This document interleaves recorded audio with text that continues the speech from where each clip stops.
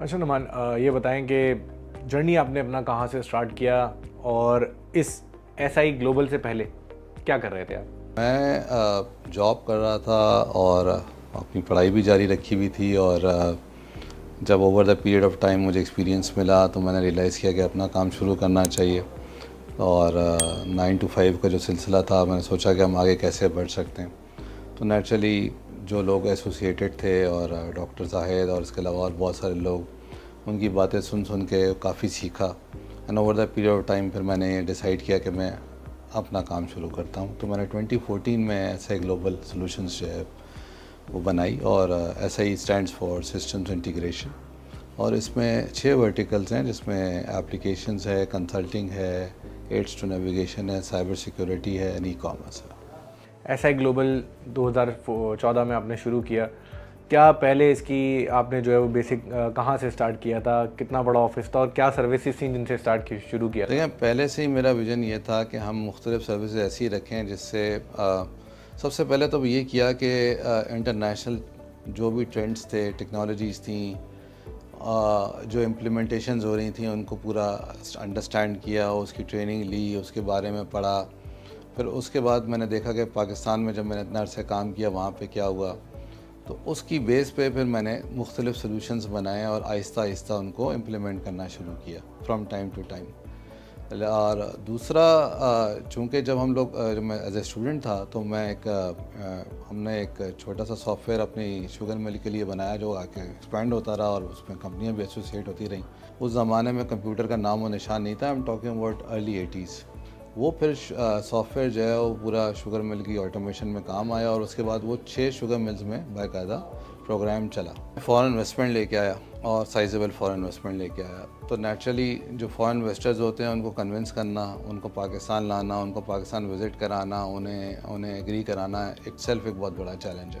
تو میں نے زیادہ ٹائم اپنا ویژن بنانے میں لگایا کہ میں نے کرنا کیا ہے.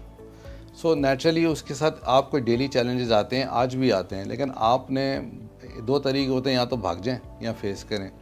تو فیس کرتے ہیں تو آپ سیکھتے ہیں اور پھر آپ آگے بڑھتے ہیں. کیا یہ ویڈیو آپ کو اچھی لگی؟ ابھی سبسکرائب کریں اور بیل آئیکن پہ کلک کریں. پاکستان میں ایک اور بڑا چیلنج ہے جو ہم ہمیشہ سے سنتے آ رہے ہیں کہ یار ایکسپورٹس کرنی ہے تو ملک کی جو معیشت ہے اس میں بڑی بہتری آئے گی. پھر ایک یہ ایسا سیکٹر ہے کہ جس کی ایکسپورٹس میں ہمیں کسی را مٹیریل کی ضرورت نہیں ہے اور نہ ہی کچھ امپورٹ کرنے کی ضرورت ہے. تو آئی ٹی سیکٹر کا کیا کردار دیکھ رہے ہیں پاکستان کے آئندہ فیوچر کی ایکسپورٹ بڑھانے میں، پاکستان کی معیشت میں؟ دیکھیں، پہلی بات تو آپ یہ سمجھ لیں کہ بات پازیٹیو یہ ہے کہ پاکستان میں جو بھی ترقی ہوئی وہ فنومینل ہے.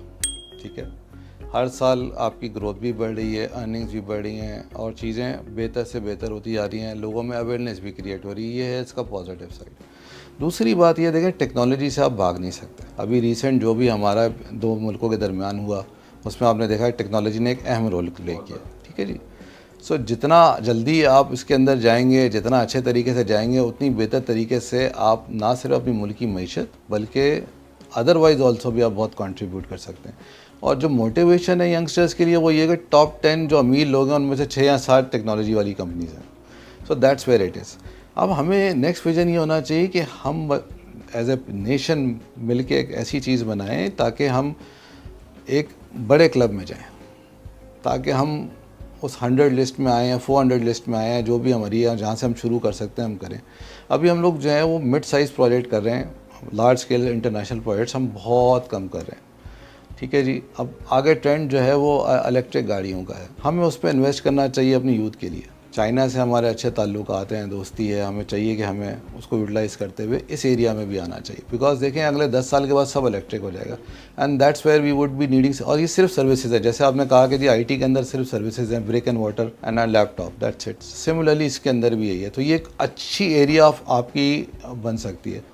Last but not the least, manufacturing پہ اتنا کام نہیں ہو رہا. ہم صرف سافٹ ویئر سائٹ کو دیکھ رہے ہیں، ہم مینوفیکچرنگ سائٹ کو بالکل بھی نہیں دیکھ رہے. تو دیکھیں آپ کے پاس مثالیں ہیں، ہونڈا ہے، ٹوئیٹا ہے، بے شمار، سیمسنگ ہے، ہوسٹ آف ادرز ہیں جنہوں نے یہاں پہ آ کے شروع کی اور لاکھوں لوگوں کو روزگار ملنا شروع ہو گیا. تو آٹومیٹک اور وہ گرو بھی کر رہے ہیں، ان کی پروفیٹیبلٹی بھی ہے. ہم یہ ماڈل مینوفیکچرنگ میں بھی کر سکتے ہیں کہ ہم شاید 8-10 میجر پرنسپل سے زیادہ سامان امپورٹ کرتے ہیں، ہم انہیں انکریج کر کے اسمبلی شروع کرا سکتے ہیں. اچھا، اس وقت पाकिस्तान की जो आईटी सेक्टर है उसकी एक्सपोर्ट्स कैसी हैं और ऐसा एक ग्लोबल उसमें अपना किरदार कैसे अदा कर रहा है? तकरीबन मेरे ख्याल 4 बिलियन के करीब हम पहुंच गए हैं, लेकिन ये नंबर बहुत छोटा है। हमारी जो MOIT की और गवर्नमेंट की सोच है वो इससे कहीं ज़्यादा है। एंड इसमें कोई शक नहीं है कि गवर्नमेंट भी अपना काम कर रही है, पाशा भी कर रही है, PSAB भी कर रही है, दूसरी बॉडीज़ भी कर रही हैं। एंड ऑब्वियसली हम एक ट्रायल एंड एरर के प्रोसेस से गुजर रहे हैं। क्रिटिसाइज़ करना बड़ा आसान है, अप्रिशिएट करना बड़ा मुश्किल है। दुनिया भर में कहाँ कस्टमर्स हैं इस वक्त? देखें, यूरोप में हैं, अमीना रीजन में हैं, US में हैं, UK में हैं, ऑलमोस्ट हर जगह ही हैं। कोई ऐसे बड़े नाम जिनका पाकिस्तान को फ़ख्र बन सके, हम सुन के? सर MTV का लोगो है एक, तो मैं आपको बताऊँ हमारा डिज़ाइन किया हुआ है। इसके अलावा और बहुत सारे कस्टमर्स हैं, कुछ गवर्नमेंट के कस्टमर्स उन्होंने NTA साइन किए हुए होते हैं, वो डिस्क्लोज़ नहीं कर सकते। मगर ये है कि वो ऐसी चीज़ें हैं जिस पे पाकिस्तान को फ़ख्र है। जैसे मैंने आपको कहा ना कि सेफ सिटी की डिज़ाइनिंग, उसकी कंसल्टेंसी पाकिस्तान की किसी भी कंपनी ने पाकिस्तान से बाहर नहीं दी हुई। हम वाहिद कंपनी जिसने पाकिस्तान से बाहर भी दी हुई है। रासुल खैमा में है और बहुत दूसरी जगहों में भी हमने सपोर्ट की हुई है। और हमारे जो कंसल्टेंट्स हैं उन्होंने UK में और बहुत जगहों पे काम भी किया है, एज इंडिविजुअल्स भी और अदरवाइज़ भी। उसके अलावा आप देखें अभी जो कार मैन्युफैक्चरिंग प्लांट्स हैं उसमें जो प्लांट सर्वेलेंस है, जो रोबोटिक सर्वेलेंस है, वो पाकिस्तान में किसी ने भी डिज़ाइन नहीं की और इम्प्लीमेंट नहीं की, हम लोगों ने की हुई है। और बड़े बड़े प्लांट्स पे की हुई है पाकिस्तान के जो मैन्युफैक्चरिंग प्लांट्स हैं, नाम मैं नहीं ले सकता कि उनके साथ मेरी एग्रीमेंट है। इसी तरह पोर्ट रिलेटेड सर्वेलेंस, बहुत सारी सोल्यूशन ऐसे दिए हैं जो बहुत ज़्यादा महंगे थे, अगर वो बाहर से इंपोर्ट करते हैं, हमने पाकिस्तान में ही बनाया, पाकिस्तान में किया। और बाकायदा अपनी टीम को ट्रेन भी किया रिपेयर एंड मेंटेनेंस के लिए, ताकि ये ना हो कि उनको प्रॉब्लम हो। हम बाहर भी भेजते हैं, लोगों को बाहर से बुलाते भी हैं। जैसे सेफ सिटी के लिए हमने मुख्तलिफ लोगों को यहाँ पाकिस्तान में जमा किया था, तो उससे हमने अपनी लोकल टीम को डेवलप किया। आप देखें उसमें से 25-30 जो मेरे साथ लोग थे, सब ग्रेजुएट करके अपनी अपनी कंपनी चला रहे हैं या अच्छी पोजीशंस पर हैं। यंग एंटरप्रेन्योर्स के हवाले से क्या सोच रहे हैं इस वक्त? क्या उनको एडवाइस करेंगे? क्या उनके लिए मशवरा होगा? सबसे बेहतर तो ये कि आप अपना विजन प्रॉपर सेट करें, कॉन्फिडेंट रहें, सीखें और you should have relentless pursuit. तो आपको बहुत सारी एग्जांपल्स विद इन पाकिस्तान मिलेंगी।